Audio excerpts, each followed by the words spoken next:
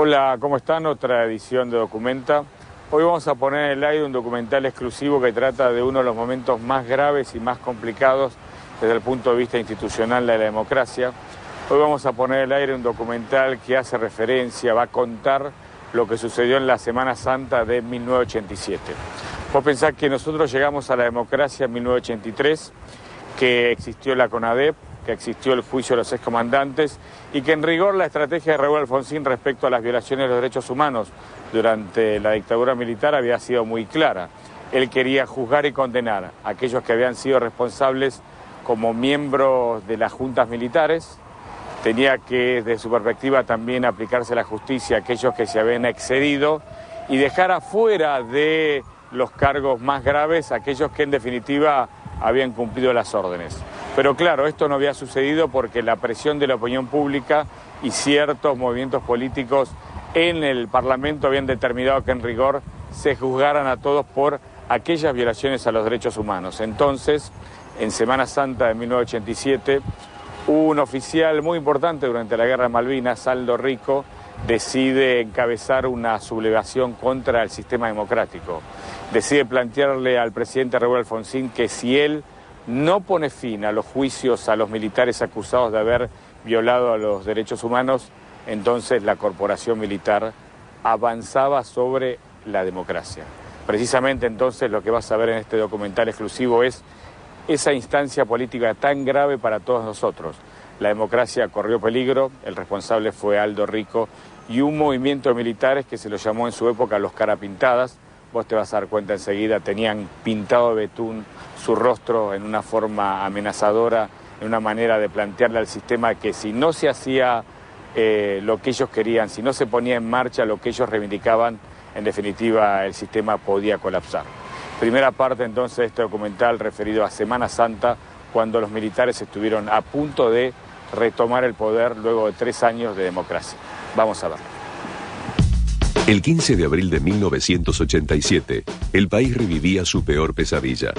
A 3 años del regreso de la democracia, un grupo militar se sublevaba contra el gobierno constitucional. Fueron 4 días de intensas negociaciones, órdenes, contraórdenes y manifestaciones multitudinarias que terminaron en un discurso presidencial con sabor amargo para toda la ciudadanía. Compatriotas,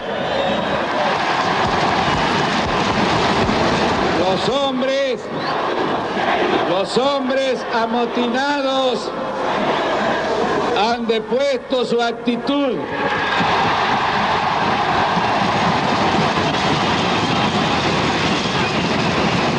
Como corresponde,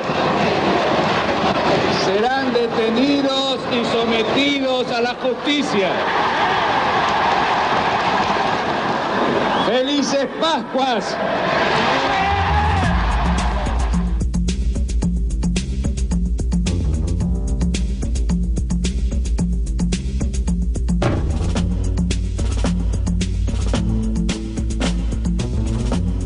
El 30 de octubre de 1983, los argentinos votaron por un nuevo modelo de país.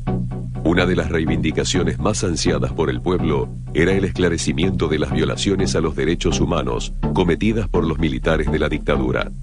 Los dos partidos que se disputaban la presidencia, el justicialismo y el radicalismo, tenían posiciones encontradas. El candidato peronista ítalo-argentino Luder proponía olvidar el pasado militar y respetar la ley de autoamnistía. El radical Raúl Alfonsín planteaba juzgar a los militares, pero considerando los grados de responsabilidad. En la Argentina hay hambre, pero no porque falten alimentos como en otros países, sino porque sobra inmoralidad. 7,5 millones de votos lo consagraron presidente. Casi 2 millones más que los logrados por su contrincante.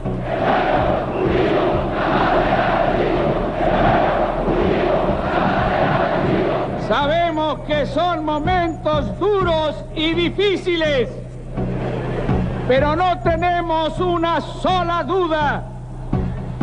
Vamos a arrancar los argentinos, vamos a salir adelante, vamos a ser el país que nos merecemos.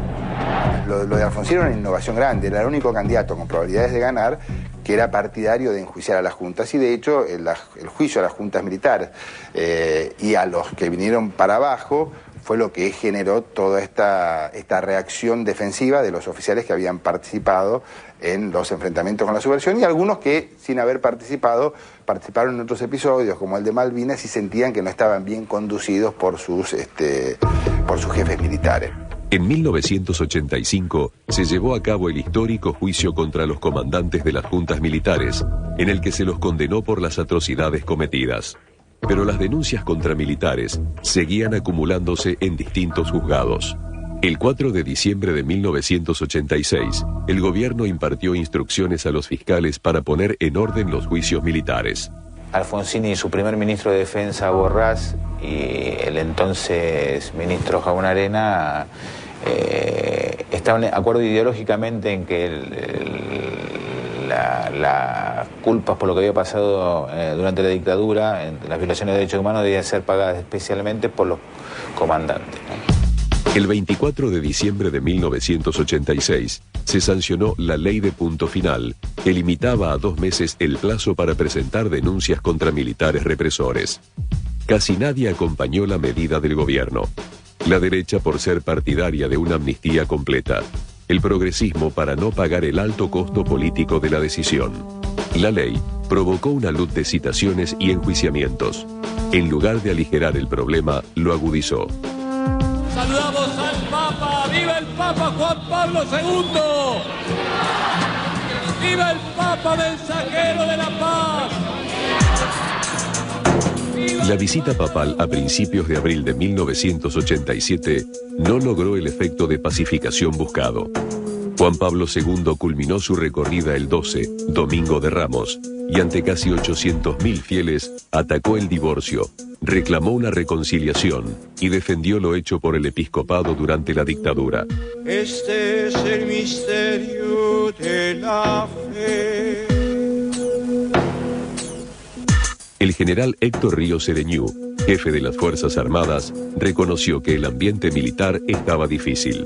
El ejército argentino está sujeto al poder político de la nación, está sujeto al mandato del pueblo de la nación argentina, pertenece a él y no va a cejar hasta el último instante para que nuestro país sea respetado en forma internacional, porque vivimos un Estado pleno de derecho. Entonces entraron en escena 2 personajes casi desconocidos para la mayoría de los argentinos: el mayor Ernesto Barreiro y el teniente coronel Aldo Rico.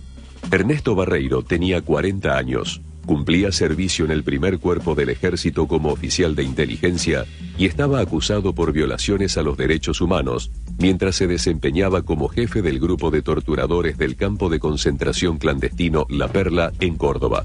Aldo Rico tenía 44 años, cumplía destino como titular del Regimiento 18 de Infantería en San Javier, Misiones. Instructor de comandos y excombatiente de Malvinas como jefe de la compañía de comandos 602, había sido condecorado por su actuación en la contienda, pero también sancionado en reiteradas oportunidades por su indisciplina militar. Este que está acá es el Ejército Nacional. Este es el ejército que ha combatido en todas las guerras. Este es el ejército de los profesionales. Un grupo de militares comandado por los tenientes coroneles Rico y Enrique Venturino, a cargo de las tareas de inteligencia, tenían un plan claro: ocupar unidades y no ceder hasta lograr la remoción del generalato leal al gobierno y una solución política al tema de los juicios. La fecha decidida para el zarpazo era el 15 de abril. El disparador, la actitud de Ernesto Barreiro. El miércoles 15, Ernesto Barreiro se refugió en el Regimiento de Infantería 14 de Córdoba, escapando a la orden judicial de presentarse en la causa que se le seguía por violación a los derechos humanos. Vistiendo ropas de combate, el militar ingresó al cuartel apoyado por el jefe del regimiento, el teniente coronel Luis Polo, y gran parte de la oficialidad. A pesar de la orden de detención y baja por no cumplir con la justicia, eran numerosos los comunicados de los oficiales en apoyo a Barreiro. Por la noche, estalló una bomba en la sede cordobesa de la Liga por los Derechos del Hombre y fue baleado un restaurante porteño donde comían dirigentes radicales. Alfonsín estaba en Chascomús para pasar Semana Santa en familia. Y entonces, como nadie sabía qué atenerse, había un plano de incertidumbre que era aprovechado por algunos militares todavía con reminiscencias del pasado para provocar una situación como la que intentaron provocar y que la provocaron. A primera hora de ese Jueves Santo, Alfonsín recibió la llamada de su ministro de Defensa, Horacio Jaunarena, en la que le informaba sobre la sublevación militar en Córdoba. A las 9 de la mañana, el presidente llegó en helicóptero a la Casa de Gobierno, donde el general Río Sereñú le comunicó que muchas unidades militares del país no le atendían los llamados. Bueno, había ya mucha intranquilidad en las Fuerzas Armadas. Evidentemente, en cualquier momento podía producirse un episodio de esa naturaleza. El cuarto cuerpo, que estaba en La Pampa, empezó a marchar sobre Córdoba. Se podía haber producido un episodio mucho más serio y más grave. Con los fantasmas de dos presidentes constitucionales, Arturo Frondizi y Humberto Ilia, derrocados por azonadas militares en la década del 60, Raúl Alfonsín se reunió de urgencia con los líderes de los partidos de la oposición y les pidió su apoyo. Aunque las noticias del resto del país no eran claras, se sabía que lo de Córdoba no había sido un caso aislado. Cuando tuvimos noticias de sublevación del coronel Barreiro, nuestra actitud fue inmediata. Nos fuimos a la Casa de Gobierno. Y allí participamos de una reunión donde estaban todos los líderes políticos para transmitirle al presidente nuestra solidaridad frente al hecho de agresión institucional que se estaba desarrollando, ¿no? Sin comunicados oficiales de los sublevados, el arzobispo de Córdoba, cardenal Raúl Primatesta, se dirigió al regimiento que ocupaba Barreiro para mediar en el conflicto. Primatesta le recordó la visita papal y su llamado a la paz. Barreiro no escuchaba y presentaba sus reclamos: amnistía total, reemplazo del general Río Sereñú y cese del hostigamiento hacia las Fuerzas Armadas.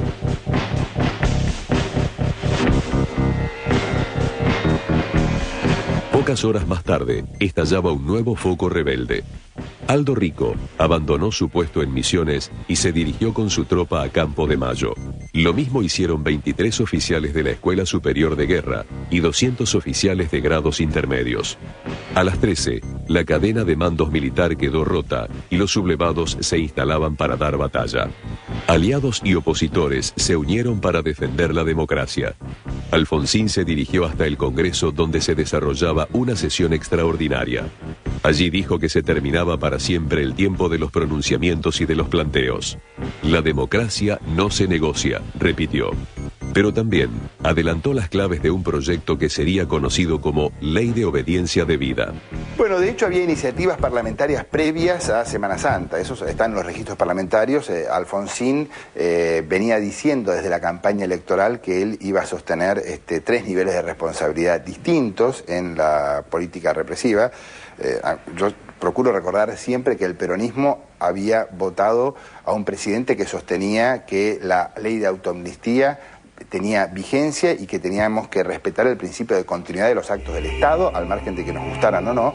El Viernes Santo no se publicaban los diarios. Los argentinos se enteraron por la radio que las unidades de Córdoba y Campo de Mayo seguían sublevadas y asistieron al debut mediático de Aldo Rico.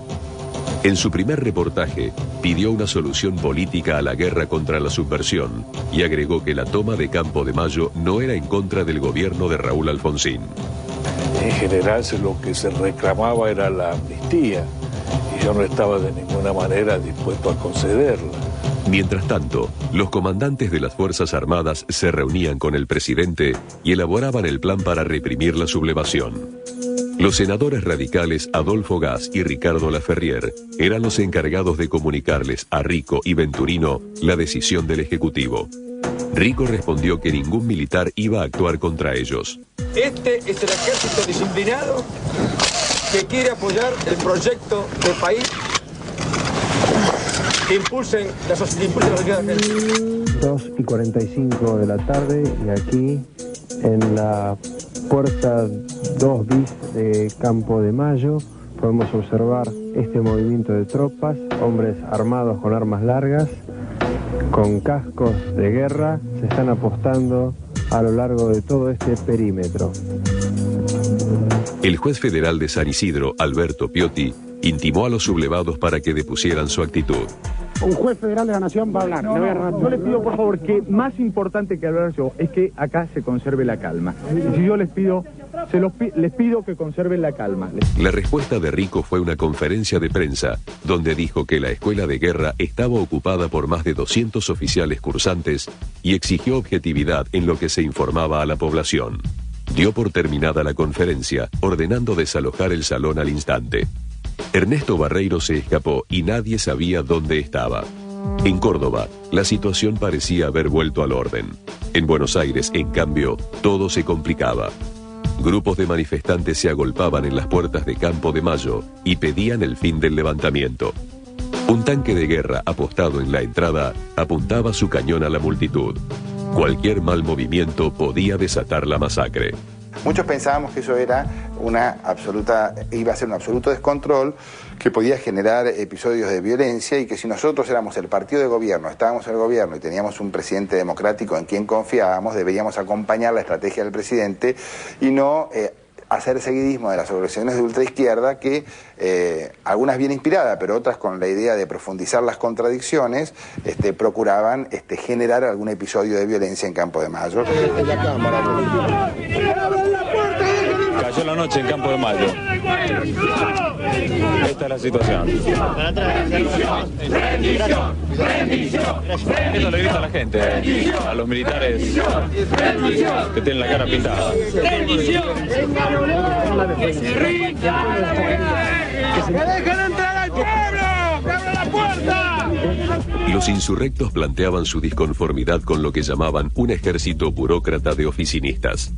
La ciudadanía se agolpaba en Plaza de Mayo y en las puertas del cuartel Tomado. La CGT brindaba su apoyo al ministro de Trabajo. Convoca a todos los compañeras y compañeros trabajadores a la concentración popular que se realizará hoy a las 17 horas frente al Congreso de la Nación. El Cuerpo de Ejército 2 debe retomar el cuartel de la Escuela de Infantería en Campo de Mayo, ocupado por un grupo de oficiales desde el día de antes de ayer. Para ello, el Cuerpo de Ejército 2 se está moviendo a través de la Mesopotamia y está utilizando el puente de Zárate Brazo Largo. Alfonsín ordenó que el general Ernesto Alaiz recuperara Campo de Mayo.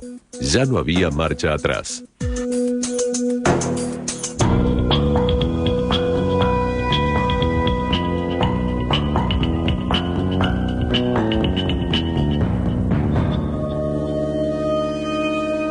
Segundo bloque, este documental exclusivo referente a Semana Santa 1987. Hay un tema que me parece importante rescatar de la historia. A mis espaldas está el edificio Libertador. El sábado 18 de abril de 1987 llega al edificio Libertador el teniente coronel Aldo Rico. Era el jefe de los sublevados, era el jefe de un montón de oficiales y suboficiales distribuidos en la Argentina que con la cara pintada reclamaban que se terminara el juicio a aquellos miembros del Ejército, de la Armada y de la Fuerza Aérea que habían participado en los grupos de tareas y que habían actuado en el marco de la represión ilegal. Sube al edificio Libertador y se encuentra con el jefe del Ejército. El jefe del Ejército era el general Ríos Sereñú, Héctor Ríos Sereñú. Vos pensás que el Ejército es una institución que tiene un orden vertical. El general le ordena al teniente coronel y el teniente coronel, si la orden no es ilegal, la debe cumplir. En este caso, el teniente coronel Aldo Rico le decía al general lo que tenía que hacer. Imagínate, el Ejército como institución en ese punto virtualmente había explotado.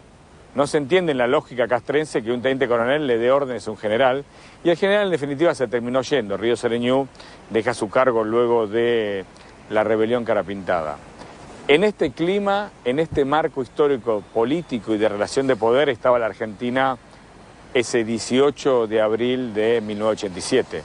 El ejército prácticamente sin conducción, la gente en la calle reclamando por el sistema democrático y un presidente que titubeaba en aceptar el mandato de la gente y de alguna manera reprimir la rebelión carapintada o sentarse a negociar con los carapintadas, ir hasta Campo de Mayo y preguntarle a Rico en definitiva qué es lo que quería. Segundo bloque entonces de este documental exclusivo, Felices Pascuas, la democracia en peligro. En la madrugada del sábado se hizo un simulacro de evacuación del presidente en la Casa Rosada, por temor a que las cosas se empeoraran. De los muchos rumores que circulaban entre los miembros del gabinete, uno desesperaba a todos. Se llegó a hablar de un posible ataque a la sede del gobierno. Pasé la noche acá, en un momento, no sé a qué hora de la madrugada, se comenta de que venían a tomar la casa de gobierno, un grupo de cara pintadas. Yo decido bajar a la explanada. Me acuerdo que había uno de los chicos con una ametralladora tipo esas antiaéreas o similares, que yo lo tropiezo porque estaba toda la explanada sin luces, el salón de los bustos sin luces, y el pibe se pegó un susto terrible, también me lo pegué yo. La situación en Campo de Mayo permanecería tal cual. Los rebeldes siguen en la escuela de infantería. Serían entre 150 y 200 hombres, no es un número constatado, están convenientemente armados y no parece haber síntoma de que estén dispuestos a deponer pacíficamente su actitud. ¿Cuál es su función, señor? Bueno, el resguardo de la seguridad pública. ¿Van a entrar ustedes a la escuela? Vamos a tratar de de evitar algo grave, porque se va a iniciar el curso de las acciones dentro de breves instantes. Tratamos de proteger a la civilidad. La policía está para proteger la civilidad.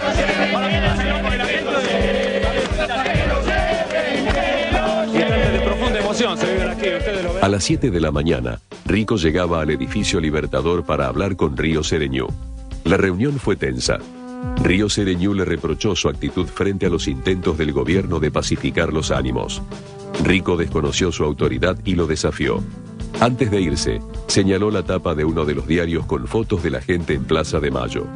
Miró una bandera de montoneros flameando entre la multitud y dijo: esto no es el pueblo, es el enemigo. Quiero expresarles que el señor presidente convocó al jefe de Estado Mayor y a los oficiales más antiguos a cargo de las grandes unidades para que ellos directamente le expresaran la situación en cada uno de sus ámbitos. Entre tanto, las fuerzas que comanda el general Alaiz, titular del segundo cuerpo de ejército, están avanzando hacia Campo de Mayo. Al mando de las fuerzas leales estaba Ernesto Alaiz, un militar que había trabajado bajo el mando de Antonio Domingo Bussi en Tucumán durante la dictadura y que al llegar la democracia fue ascendido a general, al mando de la 10ª Brigada de Infantería Mecanizada. Venimos marchando desde Mesopotamia para mañana poder alcanzar Campo de Mayo a eso del mediodía. Tenemos en cumplimiento de una orden del presidente de la República. Esperamos no tener que hacer uso de las armas. Vamos a hacer una operación disuasiva a efecto de que los que me parece están un poco desviados y trasnochados dejen de bromar. Son pocos, pero molestan evidentemente, ¿no? Los cabecillas del grupo rebelde, Rico y Venturino, pulían sus peticiones junto a representantes de la iglesia. Una sola condición no aceptaba cambio alguno. El acuerdo, sea cual fuere su resultado, debía llevarse adelante con el presidente. Raúl Alfonsín y Aldo Rico, frente a frente, sin ningún tipo de mediadores. En los dos lados había sonrisas. Los sublevados pensaban que las Fuerzas Armadas no atacarían contra ellos y podrían quebrarle el brazo al Ejecutivo. El gobierno, como ningún otro en la historia del país, recibió el respaldo incondicional de presidentes de todo el mundo y un generalizado apoyo interno, o casi generalizado. Pero ese día lo buscamos a Menem todo el día para que nos acompañara a la Casa de Gobierno. Menem se fue a La Rioja ese día. Lo mismo con otros dirigentes cuyo nombre tal vez no vale la pena reflejar. Lo que a mí más me llamó la atención era la reacción de los dirigentes políticos más viejos, que era de total comprensión hacia el movimiento militar, ¿no? Digo, me parecía que los genes democráticos no eran tan sólidos como uno podía esperar, ¿no? Los que estábamos ahí eran Cafiero, de la Sota, Grosso, Manzano, en fin, los hombres de la renovación. Y hubo algunas ausencias manifiestas, una la de Menem y otra la de Saadi. En las primeras horas del domingo, la consigna de la ciudadanía era: a las 12 todos a la plaza. Comenzó la reunión de altos mandos en el edificio Libertador, sede del Estado Mayor General del Ejército. Así se supo, reiteramos... Los medios periodísticos alargaban su programación especial y se desvivían por derribar los rumores de negociaciones secretas. Se vivía la calma que precede a la tormenta. Creo que las cosas están evolucionando muy bien. Yo deseo expresar una vez más nuestro reconocimiento al pueblo argentino, a todos los sectores políticos que se han manifestado, como ustedes conocen. En fin, lo que uno lamenta es ser de un partido político, porque acá se siente comprometido con todos. Claro. Bueno, hoy a las 9 de la mañana recibí una orden del señor jefe del Estado Mayor General del Ejército de detener la aproximación de la brigada del Cuerpo de Ejército 2 en los lugares a los cuales habían llegado las distintas unidades. En el Salón de los Bustos de la Casa Rosada, Antonio Cafiero, Carlos Grosso, José Luis Manzano y José Manuel de la Sota redactaron el Acta de Compromiso Democrático. Los partidos de izquierda y las Madres de Plaza de Mayo, línea fundadora, se oponían al punto 3, que mencionaba los distintos niveles de responsabilidad en la represión durante la dictadura. Cerca del mediodía hubo acuerdo y se firmó. Cuarto, movilizar a la opinión ciudadana para que con su presencia en todas las calles y plazas de la República exteriorice su adhesión en paz a esta acta de compromiso histórico. 400.000 personas desbordaban la Plaza de Mayo esperando la palabra de Alfonsín. Todos confiaban en la rendición de los militares rebeldes. Pero las deliberaciones seguían. El ministro Horacio Jaunarena se reunió con Rico y le confirmó que la ley de obediencia debida ya casi era un hecho. Los sublevados no creían en palabras.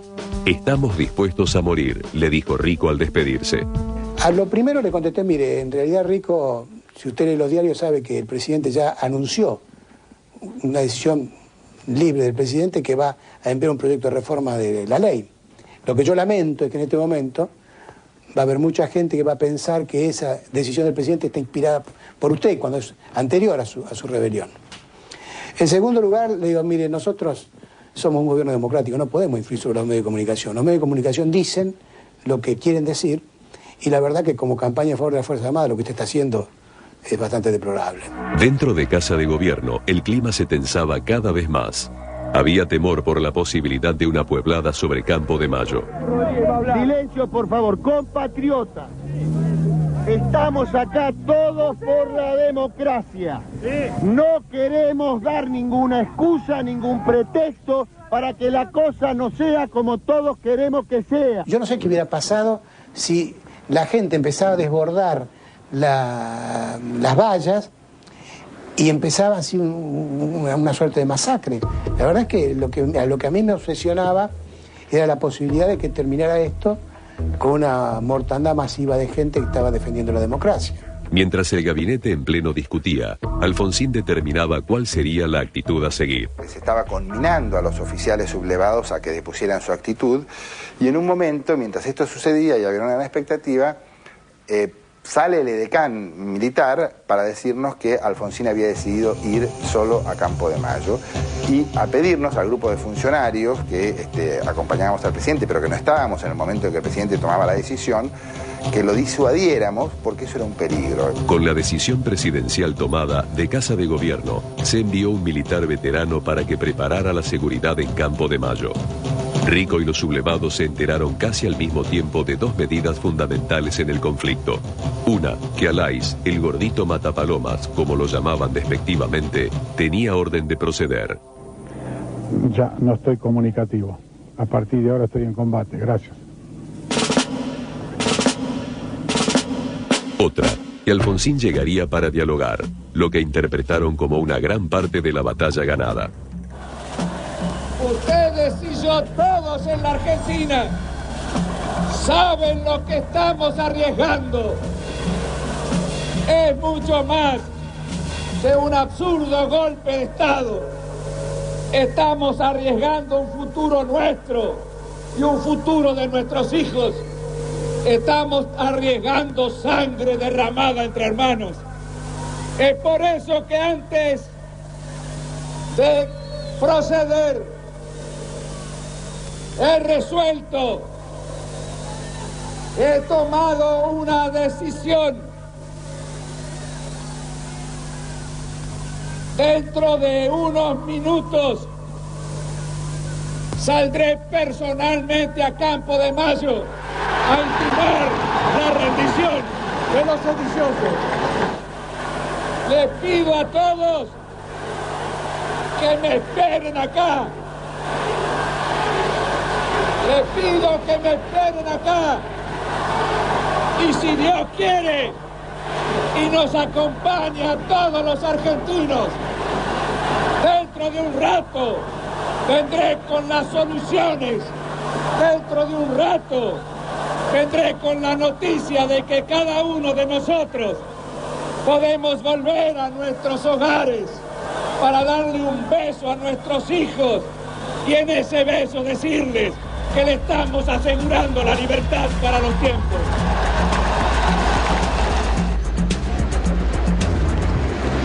Salió y muy valientemente dijo que yo personalmente voy a ir a hablar. Yo no sé si en ese momento creímos demasiado en Alfonsín, pero bueno, él era el presidente y él fue a hablar y aparte él dijo, voy a hablar con los militares, rebeldes, no me acuerdo. La Plaza de Mayo era un hervidero.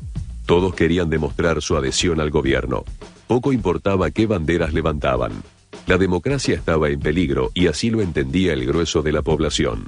Peronistas, radicales, socialistas, marxistas, organismos de derechos humanos, apolíticos. La idea era una sola, no al levantamiento militar. En Campo de Mayo el clima era cada minuto más violento. La gente apostada en la puerta del cuartel apedreaba a la guardia. Los rebeldes apuntaban sus cañones esperando una orden. También allí, aunque muy distinta a la de Plaza de Mayo, había una sola idea: no al enjuiciamiento por violaciones a los derechos humanos. El presidente Alfonsín fue con el brigadier general Crespo a mediar allá. Yo me opuse a que fuera, porque no sabía qué podía salir ahí, pues sabía que podía haber distintas corrientes. Y además le dije a los que apoyaban a Alfonsín, no vayan a Campo de Mayo, que si hay un tiroteo puede haber una masacre grande. Ninguno me hizo caso. En medio de la euforia de la multitud y a pesar de las recomendaciones de su entorno, el presidente Alfonsín se dirigió al helicóptero que lo llevaría a dialogar con los sublevados. Lo acompañaban en el vuelo 13 decanes militares y el fotógrafo oficial. Y me acuerdo que uno de los edecanes me dice, mirá que esto está todo podrido, no sé si salimos. O sea que me dio una tranquilidad bárbara el chabón. El trayecto a Campo de Mayo, desde el aire te encontrás con San Isidro, Martínez, Vicente López, toda una zona de mucha riqueza y de mucha pobreza, diríamos. O sea, de las casas con piletas y con grandes parques, se saludaba al helicóptero con algún mantel o algún pañuelo o alguna camiseta, y de los barrios muy pobres la gente salía de la misma manera, ¿no? Había una sensación de apoyo al presidente y al sistema que yo nunca vi. Por tierra, en una marcha multipartidaria sin precedentes, funcionarios radicales, responsables de varios partidos políticos de la oposición y líderes sindicales se ponía al frente de una inmensa columna que se encaminaba hacia Campo de Mayo para respaldar la decisión presidencial. Yo recuerdo, o mejor dicho, he pensado siempre que en otros amagos de golpe militar, la oposición iba a Campo de Mayo a pedir que salieran a la calle y derribaran al gobierno constituido, porque de esta manera ellos ingresaban al poder. Nosotros tomamos por primera vez una actitud totalmente inversa. Fuimos a Campo de Mayo a pedir la rendición de los militares sublevados. Ya en Campo de Mayo, Rico y Venturino se prepararon para la reunión como 2 soldados que iban a ser revistados. Los acompañaban Gustavo Martínez Zuviría y el capitán Gustavo Luis Breide-Obey. Los 4 iban armados. Frente al edecán presidencial, Rico y Venturino dejaron sus armas y entraron a la reunión.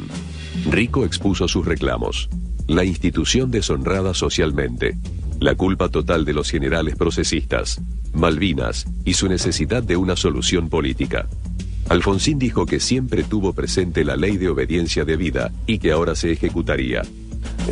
No hubo tal negociación, incluso el segundo de él, el teniente coronel Venturino, que estuvo en la reunión con Rico, sostuvo que, bueno, hemos venido, había una negociación, y yo le paré inmediatamente: esto no se trata de ninguna negociación. Los dirigentes políticos ya habían llegado a Campo de Mayo. Antonio Cafiero y el líder sindical Armando Cavalieri, aprovechando el contacto con un oficial conocido, se acercaron hasta la sala donde estaban reunidos los sublevados y el presidente. Bueno, la cuestión que yo, haciendo con un poco de audacia y un poco de temeridad, me fui metiendo con Cavalieri a mi lado, voy a dar testimonio de esto, hasta que llegamos al edificio donde ya se encontraba Alfonsín conversando con los jefes militares. Entonces le hago llegar un papelito que dice: estamos aquí para apoyarlo, diga lo que necesita. Y él me contestó: no hace falta, muchas gracias. Otro reclamo de los rebeldes era el cambio de las máximas autoridades militares. Habían realizado una lista con los nombres de los jefes a dar de baja. El general Río Sereñú entre ellos, y otra con los de quienes deberían suplantarlos. Estaban reclamando la destitución o el cambio de jefe de Estado Mayor y pedían un jefe de Estado Mayor. Es decir, habían dado 5 nombres, de los cuales yo no les di ninguno, porque designé a general Caridi. Aldo Rico se hizo responsable de la rebelión y le pidió al presidente que no sancionara a los subordinados. Alfonsín le dijo que su caso iba a ser revisado por la justicia militar. Se dieron la mano. La reunión había terminado. Al salir de la sala, Rico se cruzó con Cafiero. Se sacó el cinturón, lo tiró sobre un sillón y me dijo: nos hemos rendido, o no queremos pelear, algo así, no queremos pelear, pero quedó como diciendo, por ahora, ¿no? Por ahora. Ahí está el edecán presidencial, ciertamente, y el doctor Alfonsín, que baja en el helipuerto de la Casa de Gobierno. Sus 3 edecanes lo acompañan y evidentemente esto es señal de que existe una definición en la crisis de orden castrense. Alfonsín volvió a Plaza de Mayo, donde la multitud lo aguardaba. Poco a poco, muchos de los líderes políticos que habían ido hasta Campo de Mayo fueron ocupando el balcón de Casa de Gobierno. Quizás el presidente pensaba en el triunfo electoral de 1983. Quizás pensaba en la imagen de Rico exigiendo una pacificación cívico-militar. Y salió al balcón.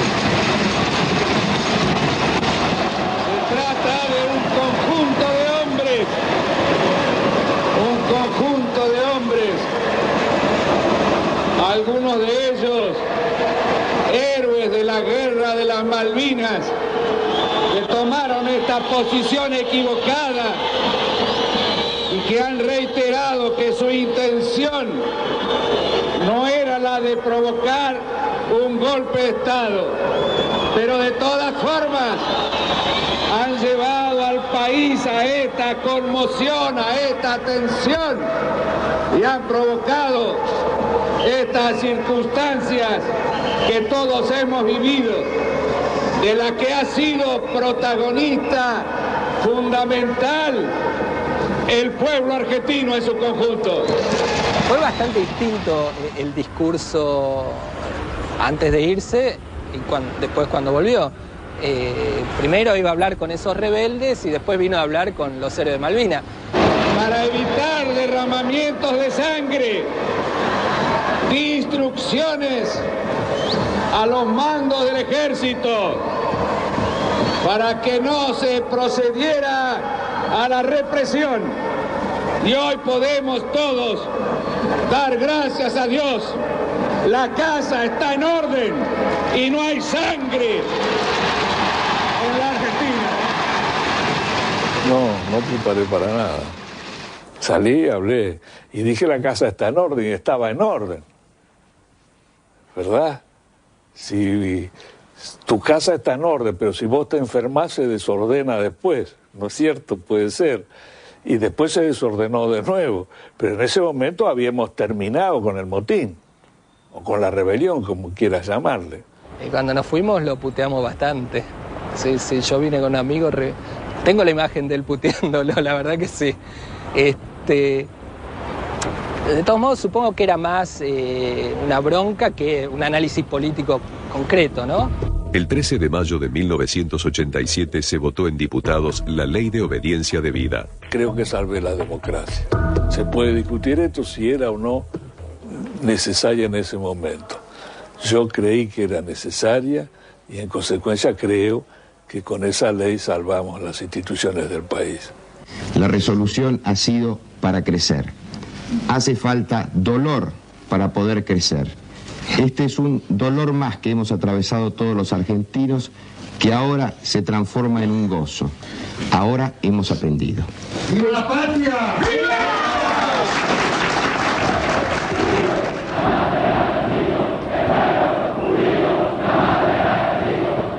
Estamos terminando otra edición Documenta, hoy referido a Semana Santa 1987 y el movimiento Cara Pintada. Yo en rigor tengo un interrogante que puede sonar molesto, pero que bueno, vale la pena plantearlo porque en definitiva lo importante de los documentales y de la información que te aporta es que en definitiva cada uno saque sus conclusiones y uno pueda aprender más de la historia reciente de nuestro país. El interrogante es muy fácil de presentar, aunque claro, cada uno va a tener su respuesta. Lo que nos queda claro de la realidad más fácil de entender es que la democracia triunfó, que Alfonsín dijo Felices Pascuas y que en definitiva luego de otros dos movimientos militares muy acotados, la democracia pudo seguir su marcha, su curso y que por suerte hoy podemos decir el sistema está consolidado. Pero si uno analiza las consecuencias del movimiento Cara Pintada, de lo que ocurrió en Semana Santa en 1987, uno, en definitiva, la conclusión ¿cuál es? ¿Que la democracia triunfó o que el movimiento Cara Pintada logró sus objetivos? Porque, ponerlo en perspectiva, querían cambiar la cúpula del ejército y lo cambiaron. Querían terminar con los juicios a los militares y el Congreso votó rápidamente la Ley de Obediencia Debida. Había una reivindicación, en definitiva, de lo que ocurrió en el proceso militar y luego de obediencia debida vinieron los indultos. Y finalmente Aldo Rico se convirtió en un líder político que actuó dentro del contexto democrático. Entonces, en conclusión, ¿el movimiento Cara Pintada fue derrotado por el sistema democrático o ellos lograron sus objetivos y finalmente desaparecieron porque se asimilaron al sistema, pero habiendo cumplido sus objetivos? Esto es, reivindicar la represión ilegal y permitir que aquellos que no fueron juzgados, o que mejor dicho iban a ser juzgados, quedaran en libertad. En fin, es un interrogante, te dejo la inquietud, chao, hasta la semana que viene. Compatriotas, felices Pascuas.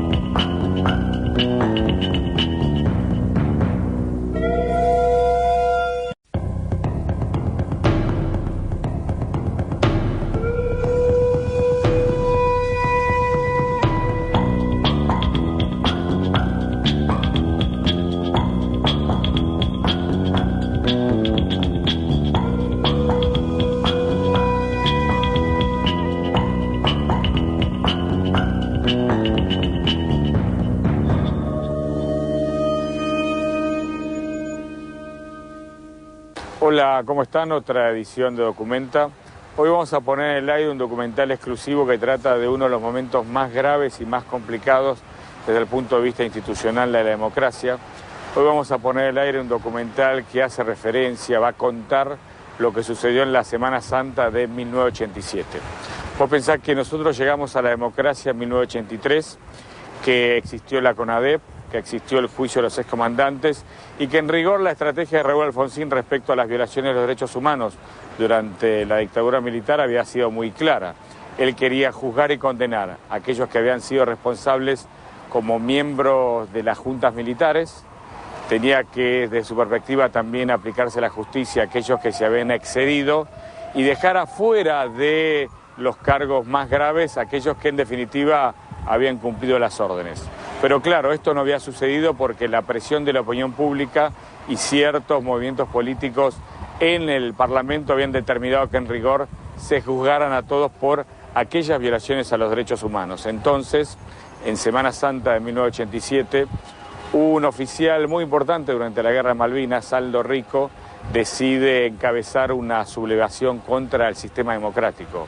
Decide plantearle al presidente Raúl Alfonsín que si él no pone fin a los juicios a los militares acusados de haber violado a los derechos humanos, entonces la corporación militar avanzaba sobre la democracia. Precisamente entonces lo que vas a ver en este documental exclusivo es esa instancia política tan grave para todos nosotros. La democracia corrió peligro, el responsable fue Aldo Rico y un movimiento de militares que se lo llamó en su época los carapintadas. Vos te vas a dar cuenta enseguida, tenían pintado de betún su rostro en una forma amenazadora, en una manera de plantearle al sistema que si no se hacía lo que ellos querían, si no se ponía en marcha lo que ellos reivindicaban, en definitiva el sistema podía colapsar. Primera parte entonces de este documental referido a Semana Santa, cuando los militares estuvieron a punto de retomar el poder luego de 3 años de democracia. Vamos a verlo. El 15 de abril de 1987, el país revivía su peor pesadilla. A 3 años del regreso de la democracia, un grupo militar se sublevaba contra el gobierno constitucional. Fueron 4 días de intensas negociaciones, órdenes, contraórdenes y manifestaciones multitudinarias que terminaron en un discurso presidencial con sabor amargo para toda la ciudadanía. Compatriotas,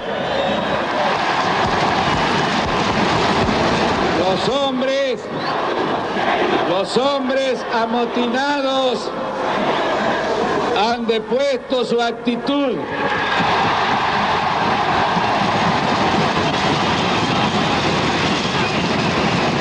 Como corresponde, serán detenidos y sometidos a la justicia. ¡Felices Pascuas!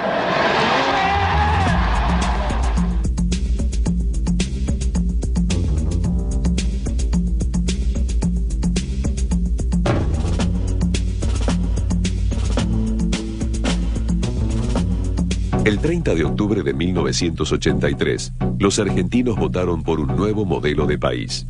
Una de las reivindicaciones más ansiadas por el pueblo era el esclarecimiento de las violaciones a los derechos humanos cometidas por los militares de la dictadura. Los dos partidos que se disputaban la presidencia por violaciones a los derechos humanos, mientras se desempeñaba como jefe del grupo de torturadores del campo de concentración clandestino La Perla en Córdoba. Aldo Rico tenía 44 años, cumplía destino como titular del Regimiento 18 de Infantería en San Javier, Misiones.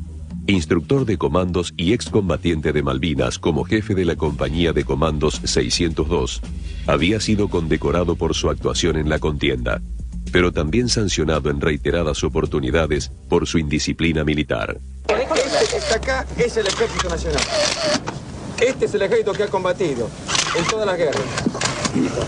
Este es el ejército de los profesionales. Un grupo de militares comandado por los tenientes coroneles Rico y Enrique Venturino, a cargo de las tareas de inteligencia, tenían un plan claro: ocupar unidades y no ceder hasta lograr la remoción del generalato leal al gobierno y una solución política al tema de los juicios. La fecha decidida para el zarpazo era el 15 de abril. El disparador, la actitud de Ernesto Barreiro. El miércoles 15, Ernesto Barreiro se refugió en el Regimiento de Infantería 14 de Córdoba, escapando a la orden judicial de presentarse en la causa que se le seguía por violación a los derechos humanos. Vistiendo ropas de combate, el militar ingresó al cuartel apoyado por el jefe del regimiento, el teniente coronel Luis Polo, y gran parte de la oficialidad. A pesar de la orden de detención y baja por no cumplir con la justicia, eran numerosos los comunicados de los oficiales en apoyo a Barreiro. Por la noche, estalló una bomba en la sede cordobesa de la Liga por los Derechos del Hombre y fue baleado un restaurante porteño donde comían dirigentes radicales. Alfonsín estaba en Chascomús para pasar Semana Santa en familia. Y entonces, como nadie sabía qué atenerse, había un plano de incertidumbre que era aprovechado por algunos militares todavía con reminiscencias del pasado para provocar una situación como la que intentaron provocar y que la provocaron. A primera hora de ese Jueves Santo, Alfonsín recibió la llamada de su ministro de Defensa, Horacio Jaunarena, en la que le informaba sobre la sublevación militar en Córdoba. A las 9 de la mañana, el presidente llegó en helicóptero a la Casa de Gobierno, donde el general Río Sereñú le comunicó que muchas unidades militares del país no le atendían los llamados. Bueno, había ya mucha intranquilidad en las Fuerzas Armadas. Evidentemente, en cualquier momento podía producirse un episodio de esa naturaleza. El cuarto cuerpo, que estaba en La Pampa, empezó a marchar sobre Córdoba. Se podía haber producido un episodio mucho más serio y más grave. Con los fantasmas de dos presidentes constitucionales, Arturo Frondizi y Humberto Ilia, derrocados por azonadas militares en la década del 60, Raúl Alfonsín se reunió de urgencia con los líderes de los partidos de la oposición y les pidió su apoyo. Aunque las noticias del resto del país no eran claras, se sabía que lo de Córdoba no había sido un caso aislado. Cuando tuvimos noticias de sublevación del coronel Barreiro, nuestra actitud fue inmediata, nos fuimos a la Casa de Gobierno. Y allí participamos de una reunión donde estaban todos los líderes políticos, para transmitirle al presidente nuestra solidaridad frente al hecho de agresión institucional que se estaba desarrollando, ¿no? Sin comunicados oficiales de los sublevados, el arzobispo de Córdoba, cardenal Raúl Primatesta, se dirigió al regimiento que ocupaba Barreiro para mediar en el conflicto. Primatesta le recordó la visita papal y su llamado a la paz. Barreiro no escuchaba y presentaba sus reclamos: amnistía total, reemplazo del general Río Sereñú y cese del hostigamiento hacia las Fuerzas Armadas.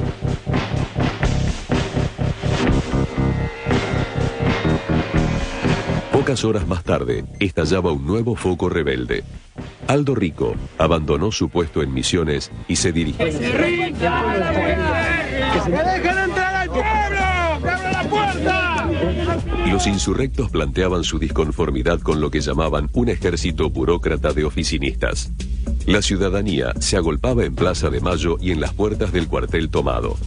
La CGT brindaba su apoyo al ministro de Trabajo. Convoca a todos los compañeras y compañeros trabajadores a la concentración popular que se realizará hoy a las 17 horas frente al Congreso de la Nación. El Cuerpo de Ejército 2 debe retomar el cuartel de la Escuela de Infantería en Campo de Mayo, ocupado por un grupo de oficiales desde el día de antes de ayer. Para ello, el Cuerpo de Ejército 2 se está moviendo a través de la Mesopotamia y está utilizando el puente de Zárate Brazo Largo. Alfonsín ordenó que el general Ernesto Alaiz recuperara Campo de Mayo. Ya no había marcha atrás.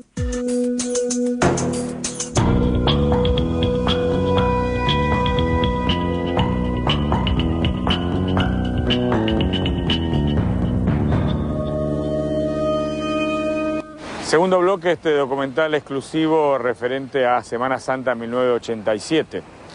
Hay un tema que me parece importante rescatar de la historia. A mis espaldas está el edificio Libertador.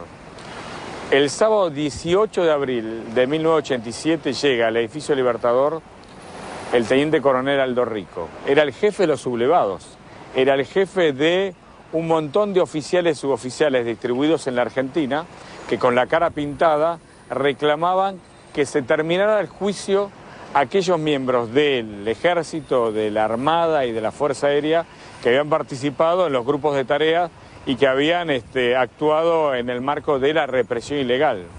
Sube al edificio Libertador y se encuentra con el jefe del ejército. El jefe del ejército era el general Ríos Sereñú, Héctor Ríos Sereñú. Vos pensás que el ejército es una institución que tiene un orden vertical. El general le ordena al teniente coronel y el teniente coronel, si la orden no es ilegal, la debe cumplir.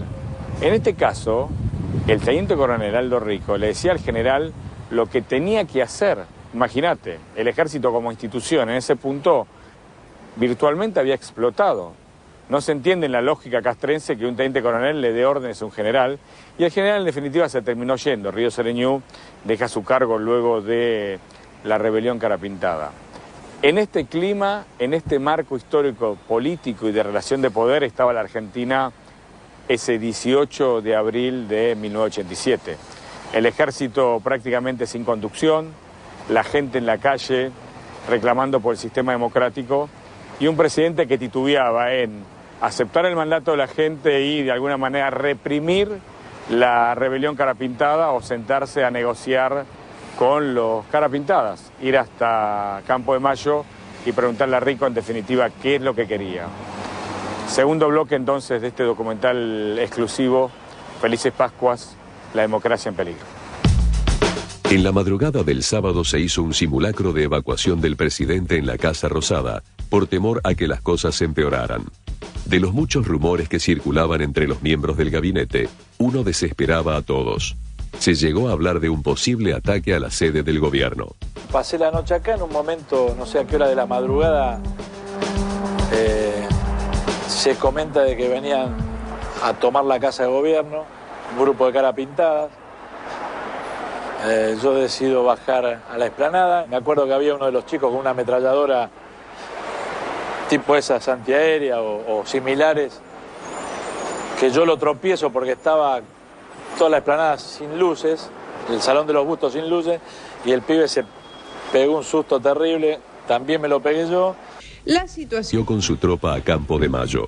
Lo mismo hicieron 23 oficiales de la Escuela Superior de Guerra y 200 oficiales de grados intermedios. A las 13, la cadena de mandos militar quedó rota y los sublevados se instalaban para dar batalla. Aliados y opositores se unieron para defender la democracia.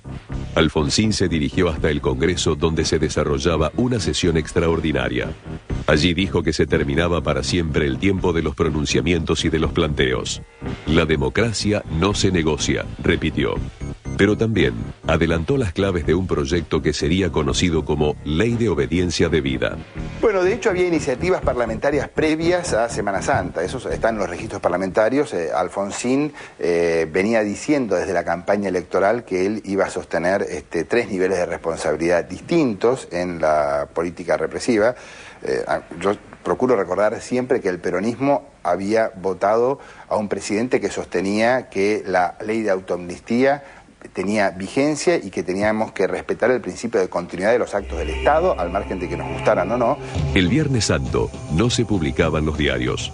Los argentinos se enteraron por la radio que las unidades de Córdoba y Campo de Mayo seguían sublevadas y asistieron al debut mediático de Aldo Rico.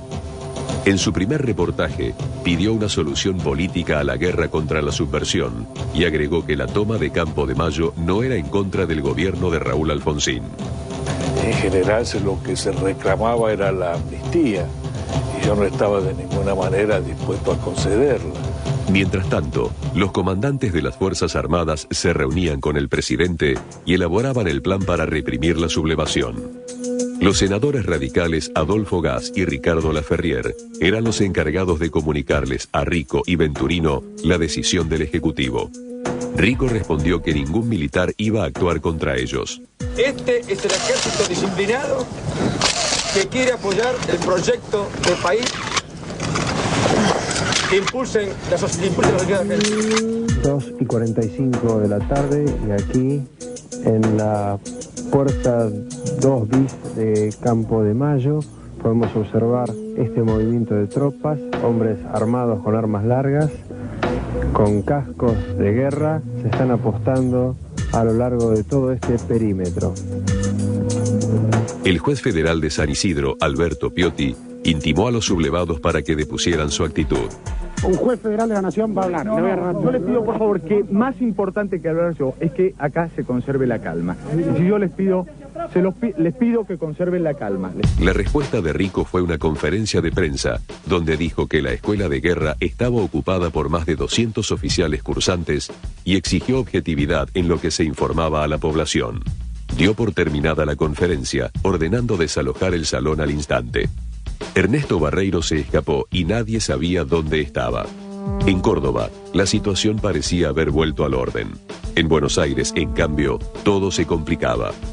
Grupos de manifestantes se agolpaban en las puertas de Campo de Mayo y pedían el fin del levantamiento. Un tanque de guerra apostado en la entrada apuntaba su cañón a la multitud. Cualquier mal movimiento podía desatar la masacre. Muchos pensábamos que eso era iba a ser un absoluto descontrol que podía generar episodios de violencia y que si nosotros éramos el partido de gobierno, estábamos en el gobierno y teníamos un presidente democrático en quien confiábamos, deberíamos acompañar la estrategia del presidente y no hacer seguidismo de las organizaciones de ultraizquierda que, algunas bien inspiradas, pero otras con la idea de profundizar las contradicciones, procuraban generar algún episodio de violencia en Campo de Mayo. Cayó la noche en Campo de Mayo. Esta es la situación. Esto le grita a la gente, a los militares que tienen la cara pintada. El justicialismo y el radicalismo tenían posiciones encontradas. El candidato peronista ítalo-argentino Luder proponía olvidar el pasado militar y respetar la ley de autoamnistía. El radical Raúl Alfonsín planteaba juzgar a los militares, pero considerando los grados de responsabilidad.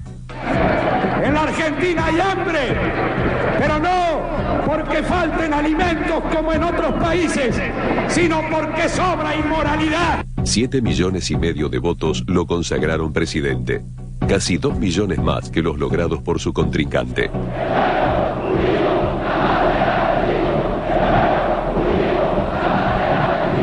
Sabemos que son momentos duros y difíciles, pero no tenemos una sola duda. Vamos a arrancar los argentinos, vamos a salir adelante, vamos a ser el país que nos merecemos. Lo de Alfonsín era una innovación grande, era el único candidato con probabilidades de ganar que era partidario de enjuiciar a las juntas y de hecho el juicio a las juntas militares y a los que vinieron para abajo fue lo que generó toda esta reacción defensiva de los oficiales que habían participado en los enfrentamientos con la subversión y algunos que sin haber participaron en otros episodios como el de Malvinas y sentían que no estaban bien conducidos por sus jefes militares.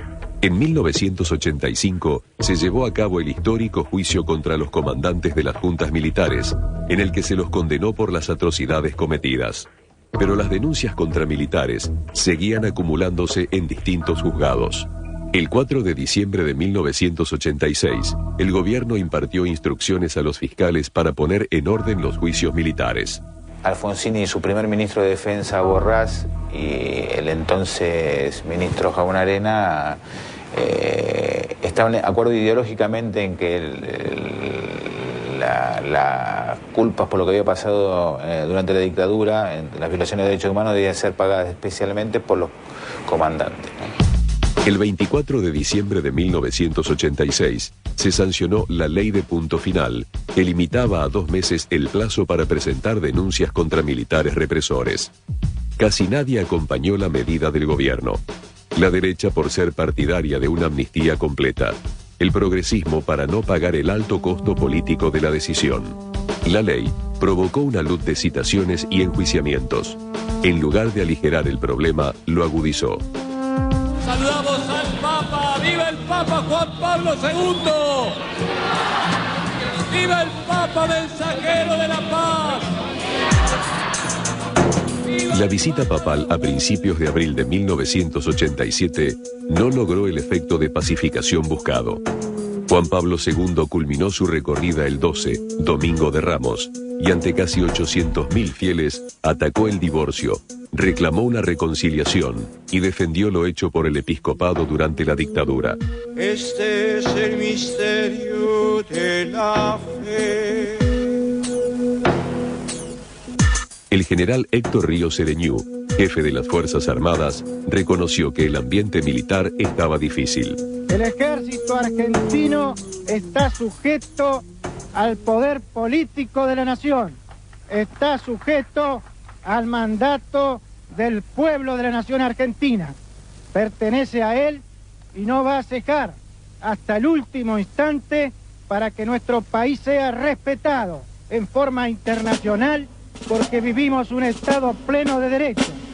Entonces entraron en escena dos personajes casi desconocidos para la mayoría de los argentinos: el mayor Ernesto Barreiro y el teniente coronel Aldo Rico. Ernesto Barreiro tenía 40 años, cumplía servicio en el primer cuerpo del ejército como oficial de inteligencia y estaba acusado por